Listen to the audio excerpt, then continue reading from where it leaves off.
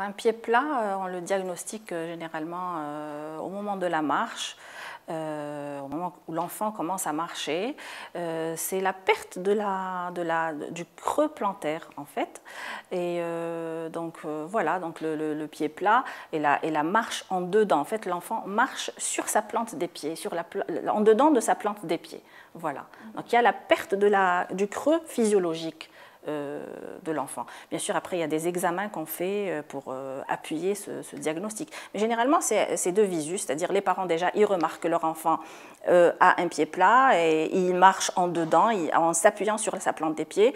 Et quand ils viennent à la consultation, donc quand ils vont aller consulter leur pédiatre ou leur chirurgien pédiatre ou l'orthopédiste, ou parfois même, ils vont directement vers le rééducateur ou le kinésithérapeute qui va détecter donc cette anomalie, entre parenthèses. Moi, je dirais que c'est un pied plat physiologique beaucoup plus. On en voit souvent des pieds plats physiologiques. On voit le pédiatre qui peut le plus normalement du monde conseiller, voilà, donner des conseils par rapport à ce pied plat, parce que le pied plat peut se corriger avec le temps, mais on doit aider ce pied plat à se corriger en chaussant bien l'enfant dès qu'il commence, déjà même juste avant la marche, vers l'âge de 9-10 mois, quand il commence à se mettre debout, quand on commence à le mettre dans son yupala, dans son trotteur, on met aux enfants des chaussures montantes qui prennent bien la cheville avec voûte plantaire.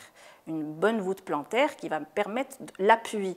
En fait, voilà, donc le pédiatre, comme je vous ai dit, peut conseiller également quand il voit donc ce pied plat qui est physiologique, il peut conseiller à mettre des semelles à un âge plus avancé. Hein, parce que les chaussures avec voûte plantaire, c'est généralement avant 4 ans, et à partir de 4-5 ans, c'est la semelle avec voûte plantaire, donc il y en a pas mal, des semelles en cuir, en silicone, il y a même des semelles métalliques, en fonction du degré du pied plat. Chez les enfants qui ont un pied plat, généralement, ils ont soit un papa, une maman, une tante, un oncle, donc ça peut être familial.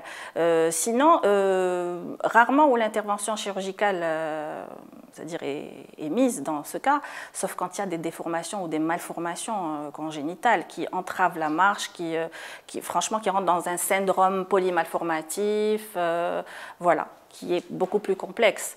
Mais généralement, c'est les mesures d'hygiène. On demande aux parents d'acheter par exemple un vélo, commencer à pédaler pour apprendre à axer un petit peu les pieds, à un petit peu muscler la plante du pied.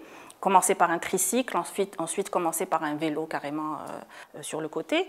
Et la marche sur le sable, on conseille aux parents de marche sur le sable, pieds nus bien sûr, sable mouillé, sable sec, ça stimule aussi la voûte, la plante du pied.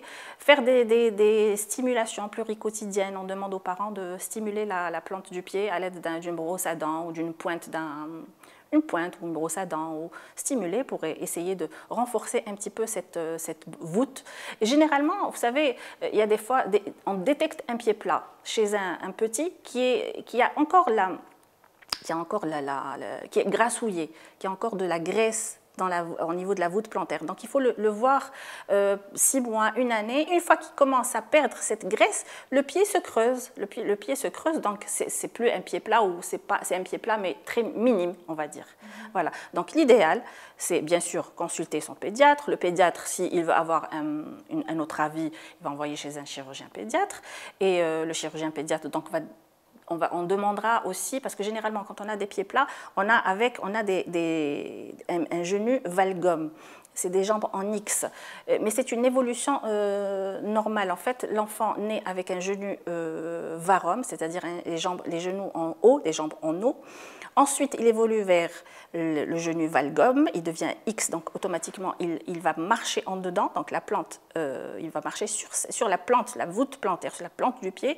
Ensuite, il va se redresser vers l'âge de 4-5 ans, généralement, tout rentre dans l'ordre. Mais persistera on va dire, cette constitution qui est, on va dire, physiologique. Chacun, comment il est il est fait. Les pieds plats, quand on les traîne, c'est-à-dire jusqu'à l'âge adulte, c'est plus une conséquence dynamique, c'est ne pas pouvoir trop courir, avoir l'appui sur la plante, parce qu'il n'y a pas le creux, c'est des douleurs plantaires, douleurs à la cheville, des douleurs qui vont se projeter, voilà, c'est beaucoup plus ça. Si on corrige, on corrige, c'est-à-dire des règles hygiéno-diététiques, des mesures, des semelles avec voûte plantaire, ça va pratiquement pallier ce désagrément qui sont les douleurs aux pieds et douleurs projetées vers les jambes et les genoux. Voilà.